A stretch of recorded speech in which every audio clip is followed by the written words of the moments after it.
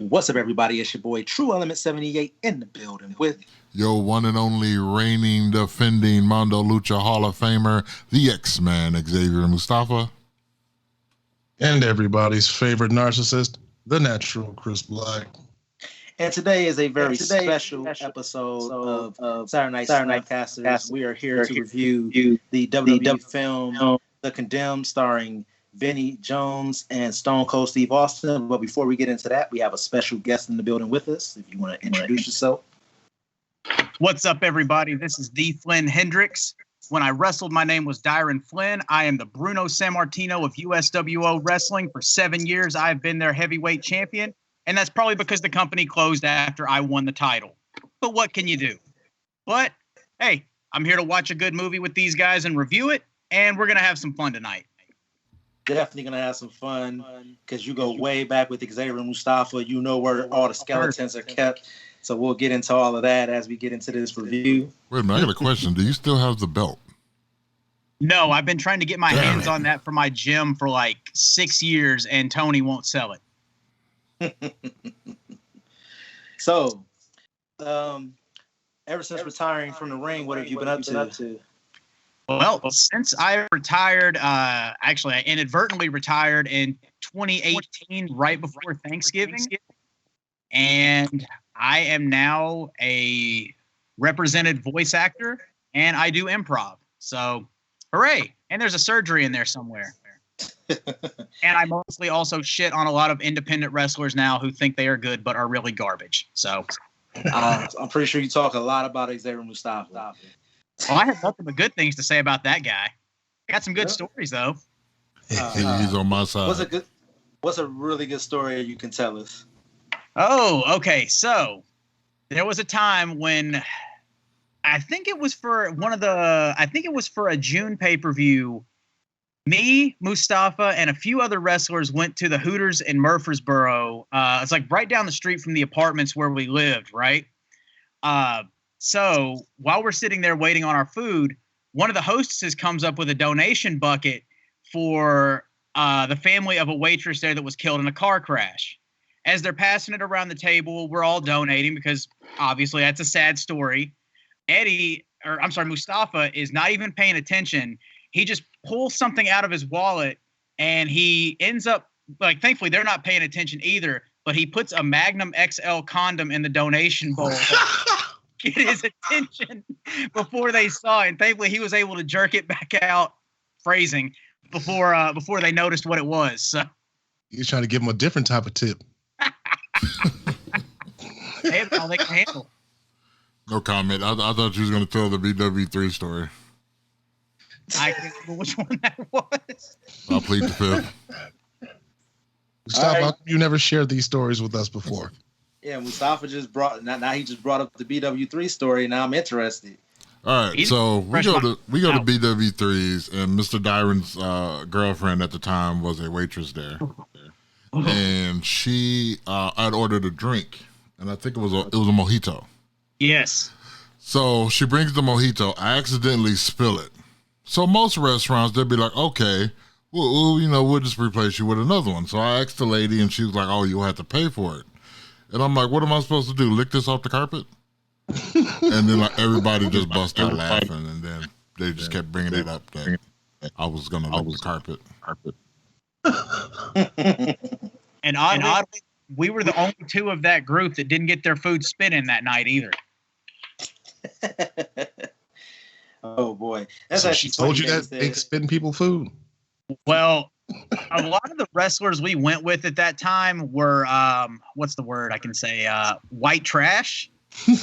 We're not treating the staff the best, so they dreaded them coming in, and when they were rude, I got filled in after the fact of what happened to that food, and yeah. Now, ladies and gentlemen, be very nice and kind to your servers. Before we proceed, I'm getting an echo. Are you getting that on your end, Mustafa? Was. Now it sounds fine. Okay. Hopefully it doesn't come through on the recording, but if you can hear it, it's probably going to come through on the recording. So apologies to you guys. We have no idea what's going on. A couple technical difficulties going on, but we will make it work for you guys. So This was my first time ever seeing The Condemned. Had you guys seen the movie before? No. Yes. Been a long time. And now I know why. Oh, here comes the black sheep of the group, Christopher Black, with the hot takes. I'm pretty sure. So, for those of you who haven't seen The Condemned stars Stone Cold Steve Austin and Vinnie Jones. The director was Scott Weiper. He also wrote the story as well. From my research, it looks like this film was written before WWE's involvement in the film, because there was a switch in casting that we'll get into. But first, I'll run down the storyline for you. So Stone Cold Steve Austin's character is named Jack Conrad, and he's awaiting the death penalty in Central America. And this is pretty much an updated version of a movie that we reviewed before you guys already, which was No Holds Barred. This is basically like the extreme version of No Holds Barred, and it's a battle royale movie. So Stone Cold Steve Austin is on death row. A wealthy TV executive who happens to be evil purchases a bunch of these death row people, including Stone Cold Steve Austin, to go do battle on an island in the South Pacific or whatever. And the tagline for the movie was 10 people will fight and one will live, I believe. That's pretty much how it was marketed. So his whole goal was to broadcast and get 40 million viewers of this battle royale that he had. And at the end, the winner would get their freedom and they would get some money. But things didn't exactly work out that way for the TV executive. So, like I said, from my research, Stone Cold Steve Austin was the hero of the movie, obviously. So you know how we do these reviews. So spoiler, he's the hero of the movie. But originally, he was supposed to be in Vinnie Jones's role, where he was going to be the actual bad guy until WWE got involved in the film. Which, after watching the film, I couldn't imagine anybody but a guy with an accent that wasn't an American accent playing the villain. What do you guys think of the casting choices in this movie? Let me tell you something. So I think I was halfway through the movie because there was one guy I was just like, dude, looks so fucking familiar. And then like it hit me halfway through the movie. I'm like, that's fucking Nathan Jones. But I don't know. Before I start shitting all over this movie, like the casting, I'm sorry. I don't think this is the right role for Steve Austin. I just don't. I'm sorry. I didn't enjoy this movie at all. At first, I thought it was going to be a complete rip off of Death Race, which is a superior movie. But Death Race actually came out a year after this, so I guess they copied them. But they did a better job. I thought when I saw it, I can't see myself watching this movie ever again, but I'll watch Death Race over and over. So this is my second time seeing this movie. The first time was like way before, but watching it this recent time, I was like, yeah, the first movie I thought of was Death Race. I also thought of, remember the movie The Running Man with Arnold Schwarzenegger? Yep. Yeah. Reminded me of that one, and it reminded me of No Holds Barred. I was like, wow, this movie is like 3 movies in one. Stone Cold Steve Austin. No Holds Barred out of this. Because evil TV executive wanted everybody to fight to the death. Right, he wants TV ratings, and he's evil. Yes. Which again, I believe the movie was filmed prior. Not prior, but the movie. I don't know where I was going with that. What are your thoughts? See, I gotta disagree with Chris on this one though. I think it was a good role for Steve Austin if he wasn't trying to do all the lovey-dovey stuff when he was calling his girlfriend. That stuff did not work. But when he's just doing like the badass Steve Austin stuff, I thought that worked, especially going like on screen with somebody like Vinnie Jones, who was just like so. I think he was in his element with that character. But I think if they had just let Steve Austin be like a John Wayne, just badass dude the entire time without the lovey-dovey stuff in between, I think it would have been a lot better. But I think a lot of the movie itself was pretty campy, and I think there's a reason why I'd kind of forgotten about this movie from like 2007, 2008 until now. But I mean, like, if you look at Steve Austin's IMDb, like a lot of these movies that he's done are like almost along the exact same lines of this movie here. But I guess that's typecasting, but I just don't think he should have done the lovey-dovey stuff. So that's my biggest critique on that. You know, you got actors like Denzel Washington that can do an acting movie. He can do a sad movie. He can do a thriller. He can do a horror. Steve Austin has one mode, and that's Steve Austin. Yeah, except for in this role, it seemed like he was an actor trying to portray a tough guy. We all know that Steve Austin can portray a bad motherfucker, so I don't understand why this came off as so forced to me. It just seemed is this his first acting gig? Because he seemed very just wooden as an actor. It was his first like feature film, but I know like he'd done stuff on TV with like Nash Bridges and stuff like that. Done stuff before this. This was the first serious role, and as the lead. Yeah, maybe him as the lead. Maybe not so much. Yeah, I have to disagree with Flynn though. Like the lovey-dovey storyline was what it was, but it wasn't in the movie enough for me to really care about it. Like, especially like the ending with her just standing there with the boobs all propped up and everything, and I was just like, nobody cares. And their kids. Yeah, he didn't give a fuck. Yeah. So the whole movie kind of, like I said, it hinges on this premise that you have to believe, and it's really kind of funny just to think about the internet at the time of this movie and the quality of internet that we had and the goals of this TV executive. He says that somebody asked him how many viewers does he want to get for this online battle royale, fight to the death, real fights to the death. And he says, what does the Super Bowl get? They're like 40 million. He's like, that's what I want. It was like, you're doing like one of the most illegal things that you could possibly do. And you're like, we're going to advertise this. He's like, I want the whole internet watching this thing. And it's like, bro, like even the TV reporter that interviews him, she's like, it's immoral and it's illegal.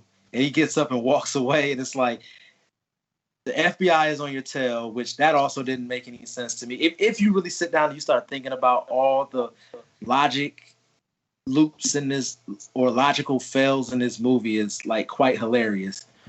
And when you sit back and think that he does achieve his goal of 40 million viewers, does anybody know what $49.99 times 40 million is?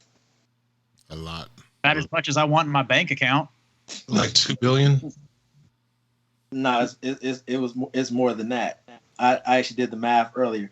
So he made it was like almost 2 billion. Yeah, it was almost $2 billion. The biggest pay-per-view, I believe, of all time, I believe it did like 2.5 million. and that wasn't until the internet really came into its own.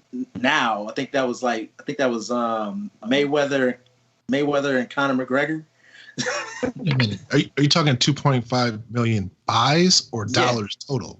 No, buys. Okay, I'm about to say that's low as hell. $2.5 million. Well, I mean, people streamed it on Facebook too, and you watched it for free before they took it down. So true that. Yeah. Damn those sites. I wonder how many of those viewers are watching it on third-party sites. We got 40 million, but 30 of them was watching on randomillegalwebsite.com. I do love a part in this movie where they think he's dead. Like, everybody at that bar thinks he's dead, but they still sit there like just sad, and they don't turn it off. They let it keep playing. And people are fighting and dying on the screen while they're just sitting there drinking beer at a bar. Like, so the bar got the illegal stream going? No, remember she bought it. She put her. That's right. She paid for it for the whole bar, which is also illegal. Just saying, because you gotta have like special, like you pay more if you're a bar and you order a pay-per-view. You don't pay $39.99. But does that work? Does that apply for illegal streams? for all the bar owners out there, don't allow Xavier Mustafa into your vicinity. He's a narc. He's the 6'9". Unless you have mojitos. And then here's one of the problems I had at the end of it. Okay, so the Navy was coming at the end of that movie or whatever, but I was like, it's at a remote island. Like, you can't do that. Speaking of, here's another thing, too. If he was in jail for something they sent him to do, why were they dragging their feet on going to save him if they knew where he was? Like, why is it this moral debate of, do I save this bald guy down here that just went and did the mission I asked him to do? And I'm trying not to cuss while I get into this because I don't know, what the audience is here. But I mean, like, oh no, you can cuss. Do you drag your feet on that, man? Like, the guy did the job for you. Go fucking save him. Well, it's because he was supposed to be co-op. Nobody's supposed to know who he works for. Well, they know now. No, they don't. Everybody that knew is dead. Oh, that's right. They thought he was some guy that bombed a building full of special needs kids, but... Oh, yeah, that was hilarious, too. The TV producer asked Stone Cold because he makes bios for all the competitors. And Stone Cold he's like, so where are you from, American? And he's like, I'm from a small fishing town in Alaska. You probably heard of it. It's called Fuck Your Mother. That was the best line in the movie. I think that received the biggest pop for me. It's like a little town called Fuck Your Mama. Then it went downhill after that. And so after he says that line, the guy just starts making up. He's like, make him from Texas. He was a Klansman. He bombed a school full of retards. It was so funny. Like all the lines in this movie, I was like, okay, he's already a villain. They had him saying, he's like, there was a part where he was supposed to have an Arab guy that was supposed to be in the tournament, and he ended up getting shot. So he was like, they killed my fucking Arab. He was like, if the Arabs don't have anybody in this, they're not gonna watch. He's like, I want a jihadist blowing up buildings, like Islamic terrorist guy right now. And then was that the first guy that died immedially? No. This was the guy that had chained up in the prison that Steve Austin killed. Like no. The Arab guy died before that, and then that's when we went. They found another Arab guy, and they put Stone Cold in there against him, or should I say Jack Conrad? They put him in there to face off with this Arab guy, and Stone Cold lays him out in like 3 hits, and then he's like, all right, all the American anti-sentiment stuff, we can work with that. And so they put him in there. But how is that dude going to kill a guy in like 2 moves while he's chained up at the neck? And then as soon as he gets unchained, he's fucking dead. How does that work? He wasn't as big and bad as he thought he was. Now, the guy who fell to his death, we reviewed See No Evil, and we talked about the characterization or lack of character building. And this movie was like half and half. They built enough character, but honestly, I didn't know anybody's names in the movie. I had to go look up the names of the people in the movie. Right. And they actually have bios for everybody in the movie as well when you go and look it up. But the people who actually don't die within like the first 20 minutes of the movie, they were fleshed out enough for a movie of this type for me. Because like I said, there was a guy who, let me go into a little bit of detail, which also is one of my gripes or one of the weird things. So this entire tournament is supposed to take place, or should I say, like I said, Death Battle is supposed to take place over 30 hours. And if there is no winner by the end of the 30 hours, all of the competitors are hooked up. Well, not hooked up, but they have a ankle bracelet with plastic explosives in it that will detonate. If they try to tamper with this bracelet, they will detonate. It has a red tab on it that is pulled, they will detonate. And so they activate these bombs before they even make it to the island, before they even go live. I don't know how much time has passed once they land on this island, but they activate the bombs. They fly them to the island. They have them all chained up from ankle and arms, and they throw them off a helicopter with the keys in their mouth. Everybody makes it to the island except for one person. So the tournament actually ends up being 9 people. Nathan Jones, the wrestler, is one of the biggest people, and he's the first one to die. But at least he went out in epic fashion. Did he though? I mean, you roll down a hill, you don't realize that, your tab got pulled, you're about to die, you get hit in the head with a rock, and then you just blow up in midair as you fall into a cavern. Now, one of the funny Evel Knievel. Yeah, but one of the funniest things, this movie, I enjoyed the movie. If you haven't been able to tell, I enjoyed the movie for what it was because I'm a himbo. like corny 80s action movies I can get down with. The one thing with this movie though is you can tell that there was really no creative engine behind it as far as like the first like 3 or 4 deaths. Well, pretty much all the deaths happen the same way. Somebody's tab gets pulled on their ankle and they blow up. Like they couldn't figure out any interesting ways to actually kill these people. I mean, not too many other options unless you're just going to kill someone with your bare hands. Well, remember they were doing weapons drops. So there were some cool ways you could kill somebody, slice their throat, impale them on something. Like I was expecting, there's a scene where, well, I got to kind of get into a little bit more detail. There's a husband and wife that are a part of this tournament, and they end up getting separated when they're all thrown onto the island. So the husband runs into Stone Cold, and Stone Cold attacks him. And they pretty much come to an understanding that he just wants to find his wife. So Stone Cold lets him live and go find his wife. So they're the 2 people on the island with the good heart. And eventually, the guy does find his. The guy does find his wife, but him and his wife are attacked by Vincent Jones's character in the movie. Yeah, Mcstarley was his name. And he had teamed up with was it Saita? Was that his name? I gotta look at it. Saiga. Oh, yeah. Saiga. That's it. Yeah. That guy should have. I don't know what he looks like now, but that Mortal Kombat movie we got, I would have much rather had him be Liu Kang than the guy that they gave us in that Mortal Kombat movie.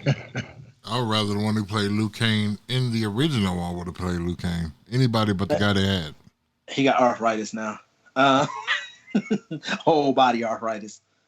I guess that's what I mean with this movie. It's just like maybe this movie would have been better if it was just like a tournament fight style, and not. We had that in No Holds Barred. What you want to just make? I would prefer like a blood sport style convict tournament other than this crap. Well, don't worry about that. We got that coming to Legacy Pro for you live in person with Nick Gage. Shoot style, I assume. Yeah, I don't know if Chris Black told you. It was all we had them all hooked up to face New Jack, and then he went out here and did the unthinkable. Dang. Just to avoid getting in the ring with New Jack. Look, nobody can prove that I was Googling how to give someone a heart attack. I keep telling you, Chris Black got a death note. You could have just sent Terry Runnels after him, but I mean, damn, you had to go that far.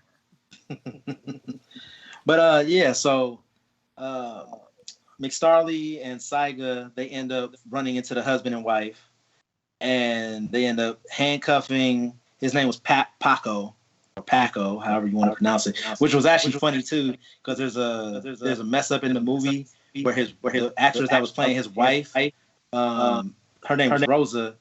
She ends up calling him by his shoot name, and they kept it in the film. When I first heard it, I was like, I don't think that was his name, even though I didn't remember everybody's name. I was like, I don't think his name was Manu because I don't remember hearing that name at all. I was like, I wonder if that's like a nickname. And then when I looked it up, I was like, no, she just called him by his real name. And they just didn't edit it out. Just think how many people dropped the ball on that. Well, there were two mistakes in the movie that I caught. Actually, there were 3 mistakes I caught in the movie while I was watching it. One was when the movie first started and the guards were unlocking the cells. Before Stone Cold was even introduced, this is when we got introduced to Nathan Jones's character. And I was like, he put the key in the lock, and I was like, that lock was already unlocked. It wasn't even locked. And then the other one was her calling Paco by his shoot name, And then another one was when Stone Cold jumped off the hillside to chase down Mcstarley, and he emerged from the water on the other side. He was completely dry. And then there was another continuity issue where there's a point in the film. I know I'm way off track from what I was getting, but Stone Cold had attached rebar to his arms to protect themselves from knives. And he's having a fight with Mcstarley, and all of a sudden the bars just disappeared. No explanation on where they went, when he took them off, or anything. Because it's the shits. But anyway, so like I was saying, Paco and his wife ended up running into Saiga and Mcstarley, and they ended up handcuffing Paco to like a tree, and they started beating the piss out of his wife.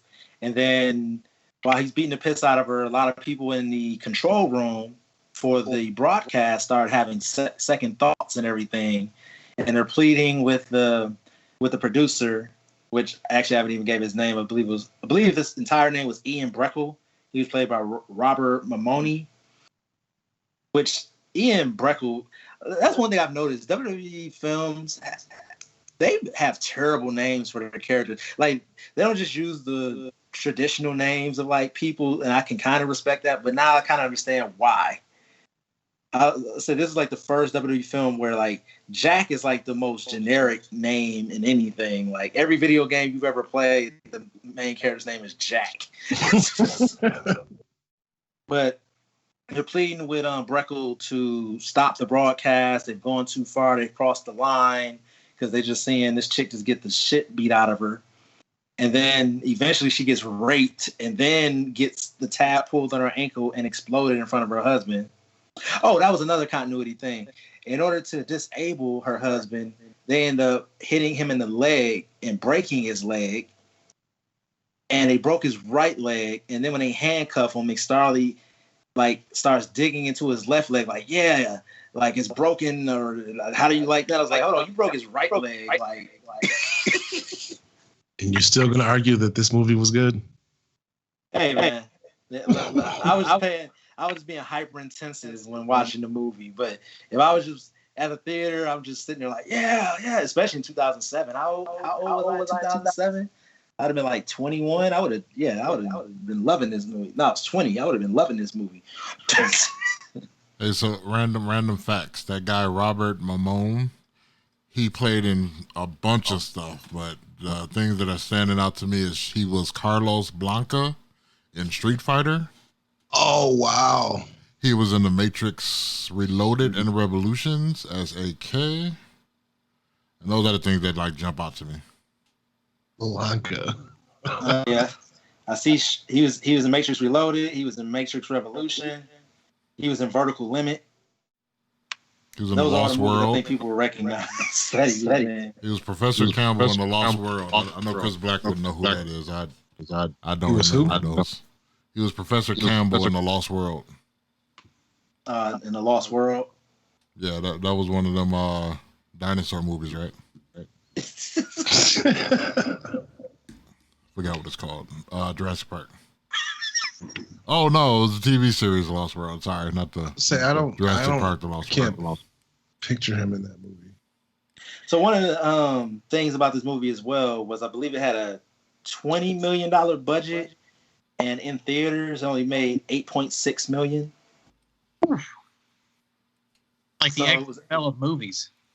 Yeah, so it was actually kind of shocking that we ended up getting a sequel, even though it was like 5 years later, starring Randy Orton, which I'm curious to see. It's not on our docket for this series yet. And that movie looks so cheap. They made a part 2. I'm tripping about that. Where did they spend the $20 million on? Okay, maybe going to, where were they, Australia? I forgot the islands they were on. Thought it was Australia. They probably paid it for the soundtrack, though, because it had a decent soundtrack. Compared to a lot of other WWE films, they actually paid for some music. Are you looking it up? Yeah, I could have swore it was Australia. See, like, the biggest budget person in this film that they had, and like, I knew Vincent Jones from the Midnight Meat Train. If you've never seen that movie, that is a really good movie. You should check that out. But Vincent Jones was like the most experienced actor in the movie because he was in Snatch, he was in Lock, Stock, and Two Smoking Barrels. He was in Gone in 60 Seconds. He was in Euro Trip, She's the Man, X-Men: The Last Stand, even though that was a terrible movie.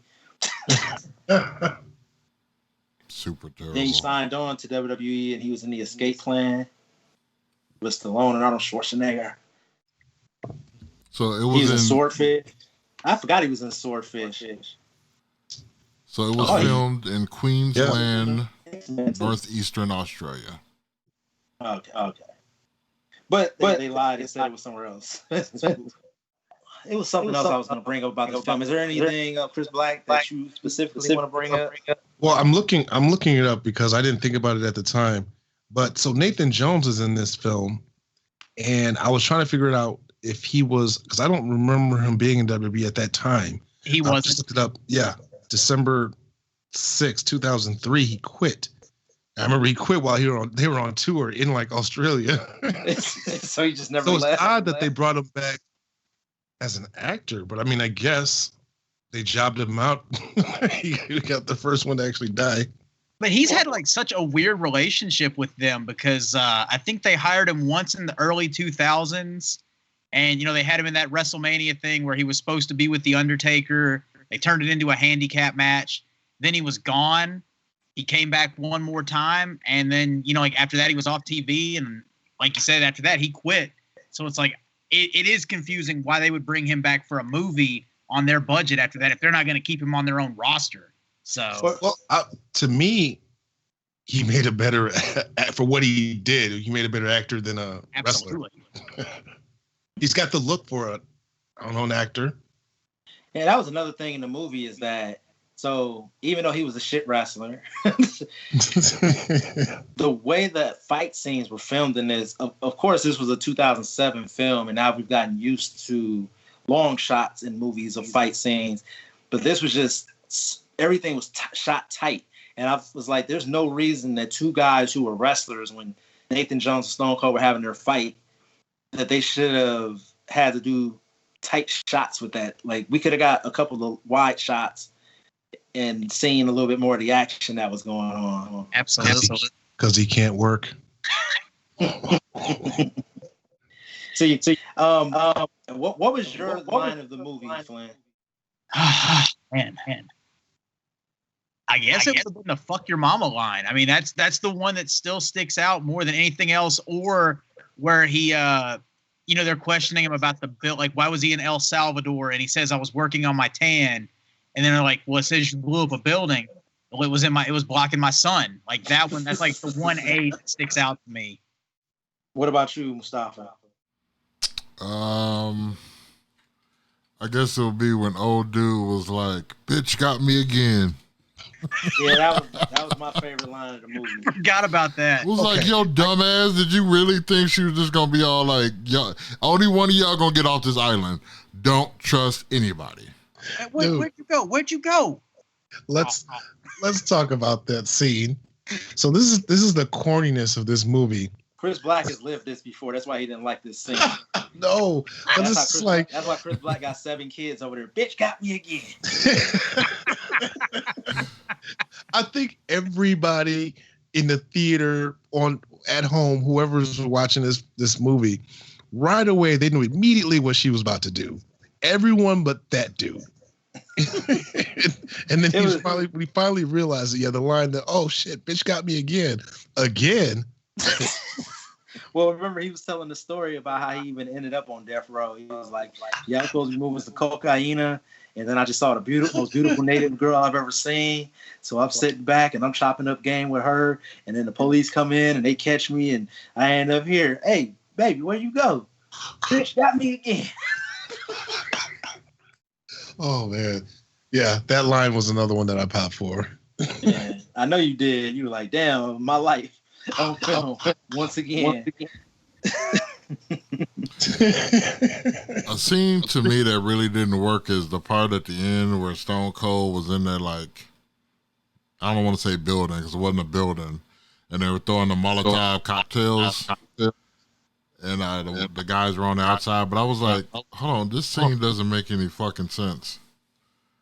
It kind of got convoluted towards the end, in my opinion. I was like, where are the Molotov cocktails coming from? Like, and the way they were coming in and where he was and the placement of the guys, camera-wise on the outside, it didn't make any sense. That made sense to me. I want to know where the black chick came from while all this other action was going on. And I was thinking that Stone Cold had actually set traps for them since he was supposed to be special forces.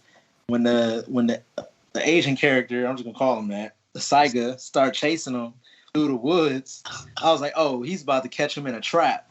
But nope, the movie couldn't be creative enough for him to like catch him in a bear trap or something. like the most creative thing in this entire film was Stone Cold's character taking some shrapnel and blocking out the GPS on his tracker. But even that didn't really make sense because wouldn't that be considered tampering? Wouldn't it? I would think that his device would have exploded. Again, where did that $20 million go? To catering? No, it went to Rick Hoffman, man. Come on, Goldie. This is going to be a real deep dive here, but with everything you just said, how the fuck is it that Fat Abbott from season 2 of South Park knew more about snatching somebody's ass in a bear trap than Special Forces Steve Austin did in this movie? How the fuck does that work? Yeah, God. Blame the writers. They're probably WWE writers. Was Freddie Prinze Jr. on the staff at that time? I don't want to blame him. Let's give this guy a badass occupation and not even do anything with it in the movie. Hey, at least it didn't have anybody jerking off like Kane did in See No Evil. You got to at least say that. So, for those of you who are curious, around this time, Stone Cold had pretty much retired from the ring. But the lead-in and the build-up of Stone Cold's character on television for this movie was done at WrestleMania, which would have been the Battle of the Billionaires. So Stone Cold is a special guest referee for Bobby Lashley versus Umaga, with Bobby Lashley being in President Donald Trump's, well, this is before he was president, but in he's Donald a Trump supporter from the start. In Trump's corner, with Umaga representing Vincent Kennedy McMahon, and Stone Cold stunnering Donald Trump at that WrestleMania, getting all the publicity for this film, which obviously did not work. Was that the world's worst stunner? No, Linda McMahon has that one. McMahon's wife took it better than fucking Donald Trump. Look, I'm just going to say it, okay? Stone Cold pulled a Mike Pence before Mike Pence pulled a Mike Pence. He supported me. He helped me win. And then he turned on me. He wouldn't defend me.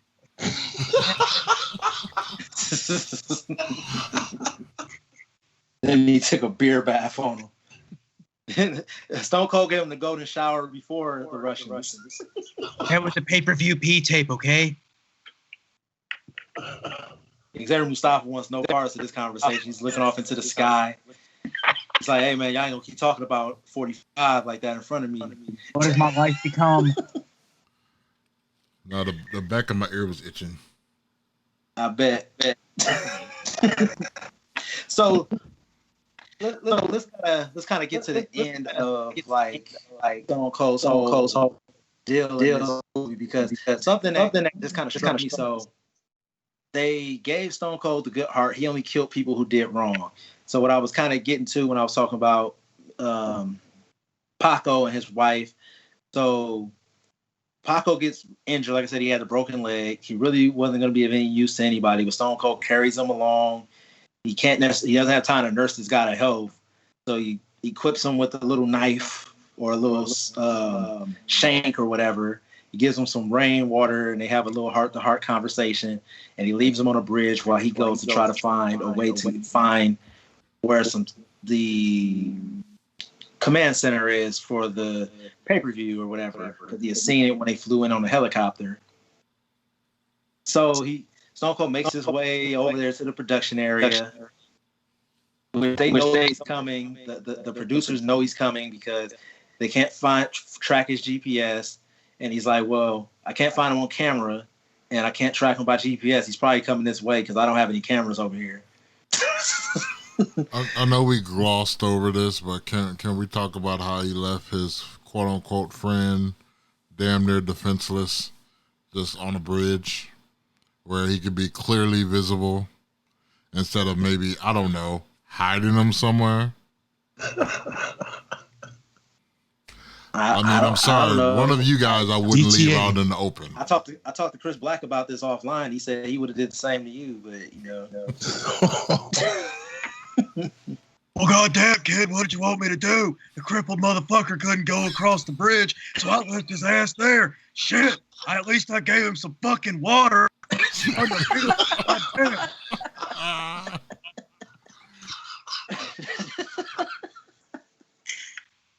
Exactly, Steve Austin.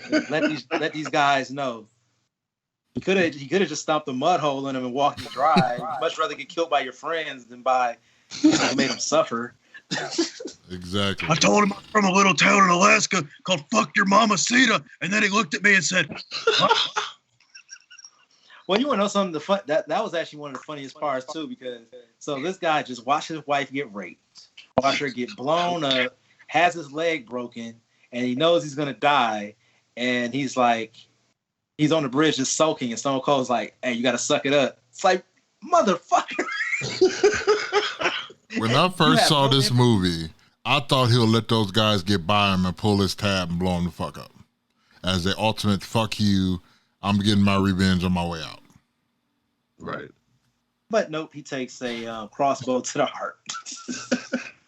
and then gets roasted. And not in the same way that I roast Mustafa on this podcast weekly. I have to say though, the one thing that would have made this movie a lot better for me is if when everybody died, they had that South Park noise that people make when they die. The fart? Just that. That noise. I thought you were talking about when they shit themselves after they die. Now, that could have happened to the guy that got impaled on the fence. Is he dead? Wait. Oh, yeah, he's dead. I would ask my $49.99 back. I was promised 10 people, goddammit. So, speaking of deaths, so which one was your favorite death? Bitch got me again. Correctly. You said what? Got me again. Bitch got me again. Oh, yeah. But again, there was no creativity. Everybody got blown up until Paco died. Everybody else was just explosions. Like literally, Paco was the only. Paco and Starkley were the only two people who didn't get blown the fuck up. I do have to say, like, the low-key ones that were awesome, just for pure whatever the fuck, why not, was Baxter the bodyguard, where he just unloads in his chest. And then, of course, when he kills Mcstarley, too. I mean, that's just like, fuck you, here's a bullet in every place I can get one in you, you know? Oh, yeah. I just like Mcstarley trying to, like, justify. He's like, they sent me all across the world to all the shitholes and everything and that, and they didn't care if I lived or I died. He's like, it's just a shit life. And then Austin's like, well, it's over now. Boom, boom, boom. You tried to get some sympathy, and I said, and I put some mud holes in you, and I shot them dry. That was one thing they refrained from in this movie, which in every movie where there's a wrestler, if you guys ever noticed, they always have them do a wrestling move. The Stone Cold was retired and neck all fucked up. They did not have him do any wrestling moves in this movie. Oh, wait, there were two, actually. There were two. He hip tossed Nathan Jones, and he did a Northern Light suplex. Oh, yeah, he did. Started going down the hill. That was the most beautiful. That was a perfect plex. Yeah, and a lot of the Rock movies early on, he was always finding a way to get the rock bottom in. Especially like with the rundown in the club. Even later in his film career, remember he rock bottomed Jason Statham in the Fast and the Furious Fast 5 or Fast 6, whatever it was. He rock bottomed through a desk. Ask Mustafa, I know that's his favorite movie franchise. Fast and the Furious. Yeah. Why won't it end? It can't end until they go to space. How much more can you milk Paul Walker being dead? There's no more meat on the bone. Jesus Christ. See, I'm waiting for the Fast and the Furious crossover where Fast and the Furious meets Freddy and Jason. No, at this point, it's going to be the Fast and the Furious join the Avengers. No, because there's some superheroes now. It'll be the Guardians of the Galaxy. Now we're gonna have Fast and the Furious, and instead of Paul Walker, they're just gonna have walkers with like with nitrous hooked up to them. But so Stone Cold makes it to where the production is all happening. They only have like 2 security guards. One of them looks like Hornswoggle, and he's like the main sidekick. And then another native guy gets choked out by Stone Cold. Makes it up to the top of the tower. He calls, instead of calling for like his bosses in the FBI and CIA and national government, who does he call? He calls the love of his life back home to check on the kids and the family. See, this is the ultimate Chris Black move right here. Instead of being concerned about getting off the island, you got to call and check on the family. How's everything going at home? I mean, this was after they thought he was dead, right? I mean, he didn't have to make the call. Well, they didn't. No, they didn't think he was dead here at this point just yet, because they hadn't even. Remember, they had called her, they had tuned in, and they saw everything that was going on. And at this point, all they had read was the bio for him or whatever. So they didn't think he was dead. They was just like KKK member, like what the hell? No. I mean, isn't this part of the movie where they actually, after they seen him, they thought he was dead and he made the phone call? Oh yeah, because he was kind of bloody in that scene too. Yeah, I think the last scene before that was like he was floating face down in the water or something. No. That was like the end of the movie. That was after the fight with Mcstarley. Remember, this was after he had left the bridge with Paco. Oh yeah, you're right. They hadn't even broken out the guns just yet on him, which I was like, man, Hornswoggle. Which that's not who it was, but like he's a terrible shot. He was like point blank range with a shotgun and hit nothing. How are the dudes coming up the stairs with the assault rifles not going to hit him? And then they sit there and give him time to jump out the window. Like, you've got a loaded goddamn weapon. Well, he jumped off a watchtower, and watchtowers are, I looked it up, watchtowers are about anywhere from 30 to 50 feet. And on top of that, he lands, takes a bump. He's got to be winded with all the air knocked out of him. And you can't shoot a man laying on the fucking ground. Listen, they all went to the stormtrooper training, and they people need to stop. Well, Stone Cold fell from higher than mass transit. Perfectly fine. It's Jack Conrad. He kept good on his word. Yeah, so he ends up getting away, and he ends up making his way back to the bridge where he sees Saiga and Mcstarley beating the piss out of Paco, shoot him in the chest with the crossbow, set him on fire, and Stone Cold's like, it's on now, and walks back on the wall. And he doesn't even go anywhere. He just pretty much like finds somewhere to get a little bit of rest, and then he's just hanging out underneath the bridge like a troll to catch Mcstarley and Saiga off guard later in the day, or once it's daylight, which is where he duct tapes because he stole some duct tape from the watchtower. He sticks the rebar on his arms, duct tape it up to his arms so he can defend himself from the knives and blades that Saiga and Mcstarley had gotten from the drops. And yeah, he ends up, like I said, he ends up having to fight with Saiga. Saiga ends up like chasing him down. They end up taking some of the wine bottles they got, throwing them into the I forgot what they're actually called, but it's basically a point like a military strong point where they can shoot out to the outside with very minimum like exposure, so it's good concealment. But they throw Molotov cocktails in there. Somehow the black chick that killed the guy with the dreads shows up in here, tries to take out Stone Cold.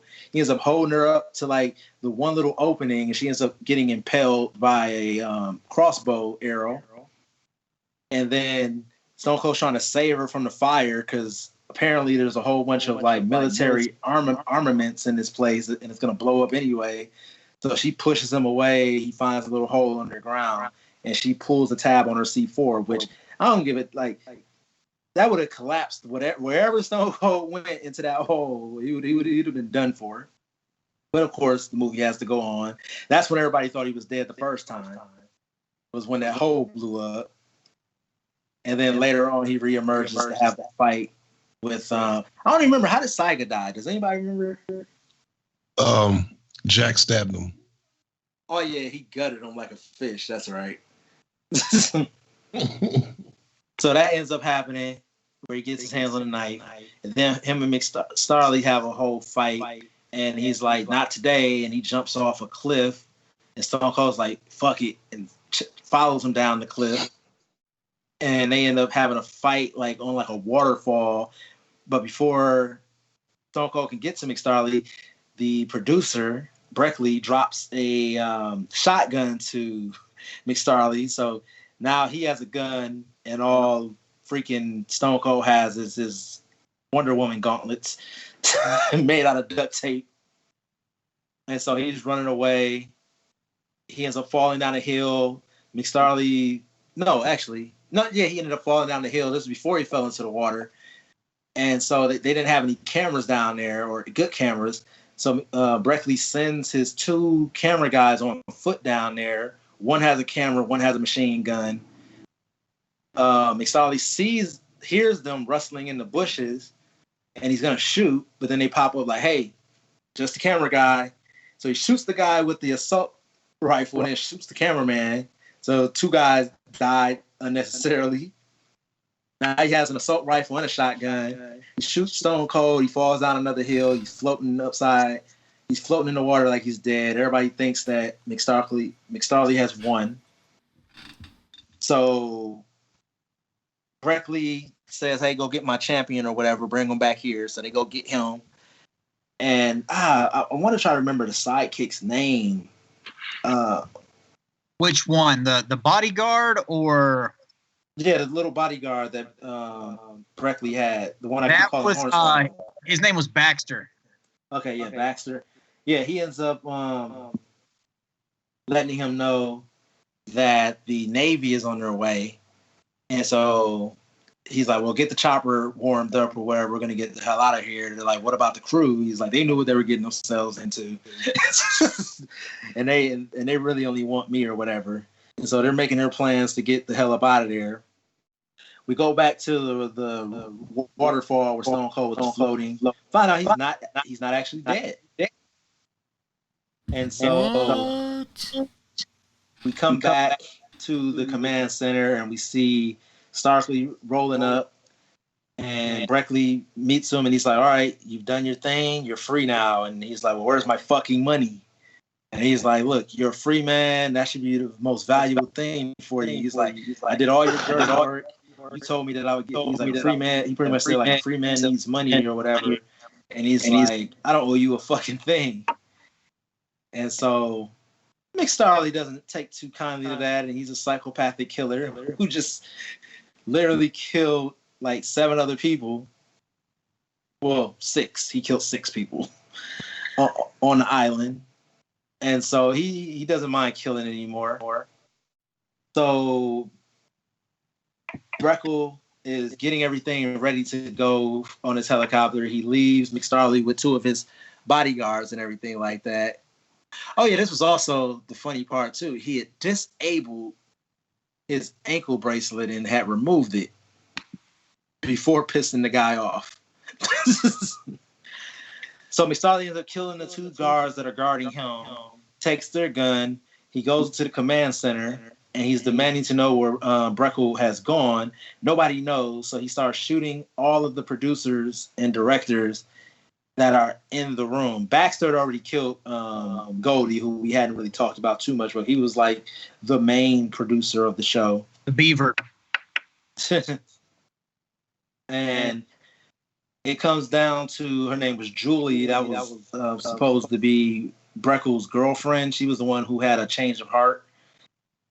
She's like the last person left, and Mcstarley's gonna shoot her, but she's looking past him. He turns around and Stone Cold standing there with a shotgun, and he's like, have a seat. Mcstarley sits down. That's when he makes his whole spiel about being sent to all the shit places across the globe. And Stone Cold tells him, hey, it's all over now. He ends up shooting the guy. Next thing you know, we see, Stone Cold had ran into Breckle outside, and Breckle had ended up running away, but we could hear all the gunfire from Mcstarley inside the command center. So Stone Cold made the decision to go try and save whoever he could inside. That's when he saved Julie. So then him and Julie chase Breckle down to the helicopter. The helicopter is starting to take off.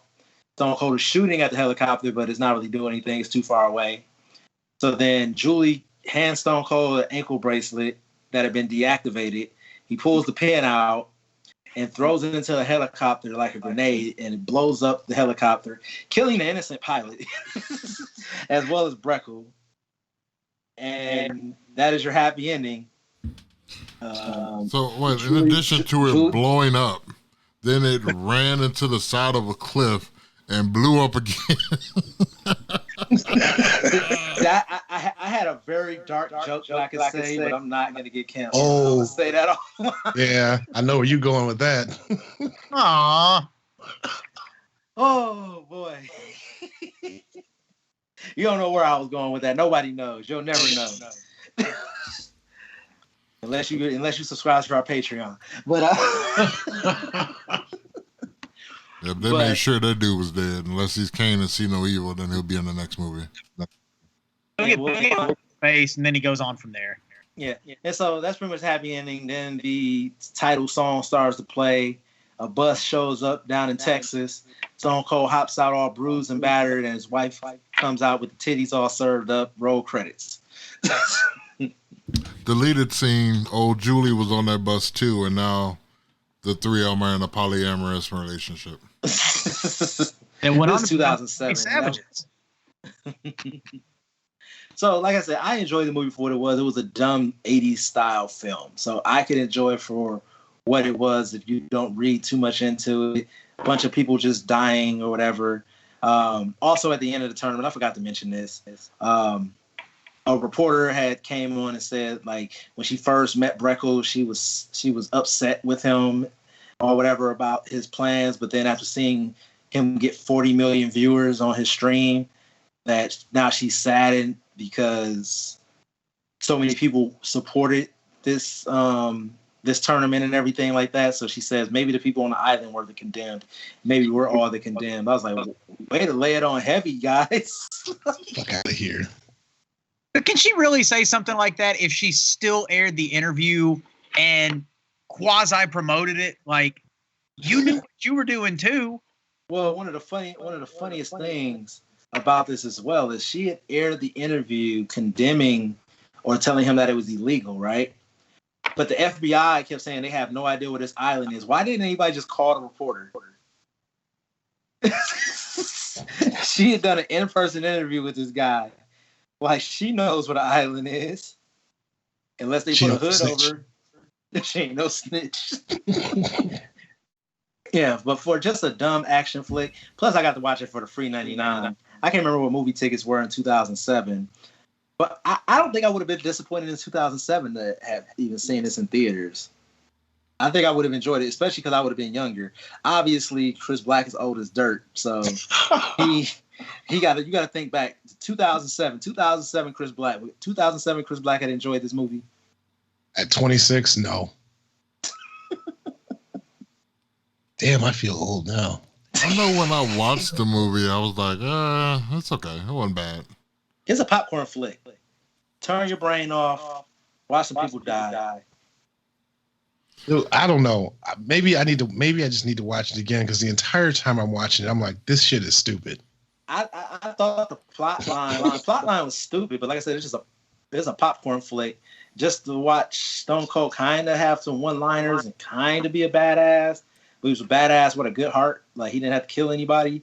Like Vincent Jones was the best part of the movie. Like if Stone Cold had to be the villain, this would have been like how you say you think it was a shit movie. Imagine Stone Cold having to be the villain to have so much more to do. What was Stone Cold's end game? If he wasn't gonna kill nobody, what was he gonna do? Exactly. Wait till the 30 hours is up and they all blow up. Well, really, if you think about it, he was the great white savior. That was his archetype in this movie. He was the good old American Texas boy. Yeah. He lucky Paco didn't pull his damn red tab. Well, like I said, I was like, I don't understand. Like, all his friends just seem like, obviously he only killed people who maybe everybody agreed deserved it. But I want to know what the conversation went like when the Navy got there, and they're like, so why is everybody dead? Like, even the pilot? Like you just blew up an innocent pilot? Like, well, how the hell was I supposed to kill if I couldn't cut the fucking pilot too? Fuck the helicopter while we're at it. Fuck them all. Fuck the mountain. Old Stone Cold had to survive.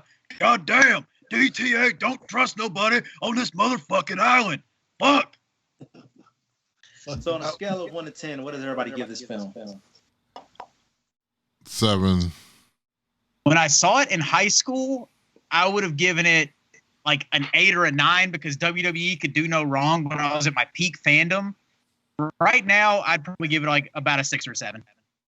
I'll give it a 5. It wasn't the absolute worst movie I've ever seen. It was far from good. I'll give it a 5. I give it a 7. Just as a dumb popcorn flick. And so far, we have reviewed See No Evil and No Holds Barred. So from those, well, See No Evil 1 and 2 and No Holds Barred. So from the WWE films we've reviewed, where does this rank? We've watched 4 now. I think this will have to be on the top compared to the other two. What the? I would say of the string that came out in like in this time frame 06, 07 at least, of those, it would have to be the top one. Yeah, out of everything we've watched, this has been the top one. Oh my God. Yeah, I would say this one. I would pick See No Evil 1 and 2 over this movie. Oh yeah, that was another thing I was gonna bring up. WWE in these films so far have been really good at teasing titties and never giving us titties. not even peak. PG. You had Hulk Hogan in bed with the chick in her bra and panties, and you thinking something might go down. Nothing. You had See No Evil where you think they're gonna get it on. They ring the little bell. And Kane's like, you think you getting pussy in my house? Hell no. Hey, wasn't he watching her in the shower too? Oh yeah, that part. And then in part 2, you have them getting busy on top of Kane's corpse. Oh God, that's some Mike Porter shit. And then in this movie, the rules to surviving a horror movie. Never have sex. Yeah. Turn your cell phone on silent too. Yeah, so that has pretty much been your review of The Condemned. I know we went very in depth on this film, but like I said, this was an enjoyable film. It was a lot more to talk about in this film versus No Holds Barred didn't have as much to talk about. So, anybody else got any last little comments about the film? I just want to say I'm glad it wasn't directed by Zack Snyder because it was only an hour and a half. Oh my God! If it was directed by Zack Snyder, nobody would shut the fuck up about it. Every headline on Facebook, Zack Snyder's condemned cut. Zack Snyder says he wanted The Rock for Jake Conrad. Who gives a fuck? Sorry. And the movie would be 17 hours long. After you said that, I wonder, do you think The Rock would have been a better choice? Well, no, 2007 Rock, probably not so much. Skinny Rock, possibly had AIDS Rock. Whoa. He was really skinny then. It didn't look natural. If this was shot nowadays, they would have had freaking what's his name? The Maharaja playing Stone Cold's character. Oh, Jinder Mahal? Guarantee a no watch. It'd be big in India though. That'd be one of the highest grossing films. No, if they shot this shit today, The Miz would be. No, The Miz has his own entire series. What are you talking about? I can see Matt Riddle. No, it'd be a whole different kind of movie. You find all the plants on the island, all the smokable plants on the island. Just put EC3 and his mangled foot in there. All right, so Mr. Flynn Hendrix. This role would have been perfect for New Jack. There you go. It would have been a shoot on set. You'd be like, man, I can't act like I'm stabbing nobody. He just do it for real. Suicide dives off the bridge. Bombs away. Yes. Give me that cut of this movie.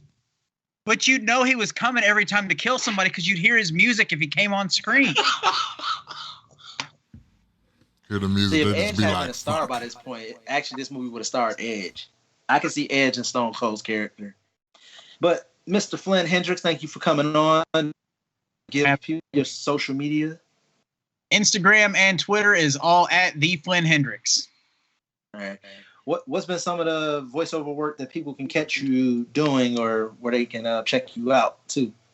Nothing I can talk about right now, but I will say if you follow me on Twitter or Instagram, as I have like improv showings on Zoom and whatnot, I will keep you updated on that on there. And I will probably also post a bunch of stuff shitting on Donald Trump and most current wrestling and indie wrestling today. So if you like that kind of bitter shit, give me a follow.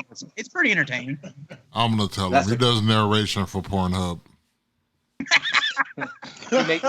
He's the one that does. He's the one that does the intro sound. I'm the one that names the videos. And what you saying? You shit on Donald Trump? That's Xavier Mustafa's about to unfollow you right now. I love that Xavier Muhammad, my best wrestler. I would have had him in my corner. Xavier Muhammad. Oh, that's another thing too. One of the shows down here, yeah, they for whatever reason, they get the most illiterate, inbred people to type up the names for the cards and everything. When I was on a card, it would be Dyson. It wouldn't be Dyron. It would be Dyson. And for him, I forget who they had him working on a show, but it was somebody versus Xavier Muhammad.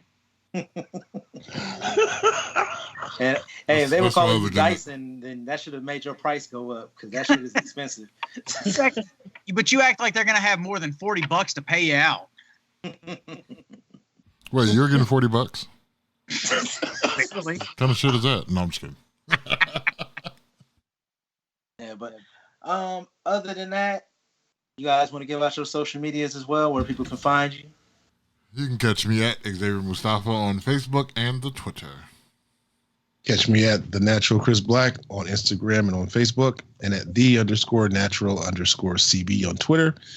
And if you're into New Japan Pro Wrestling, got to check out my YouTube channel, The Natural Chris Black, where I cover all things New Japan.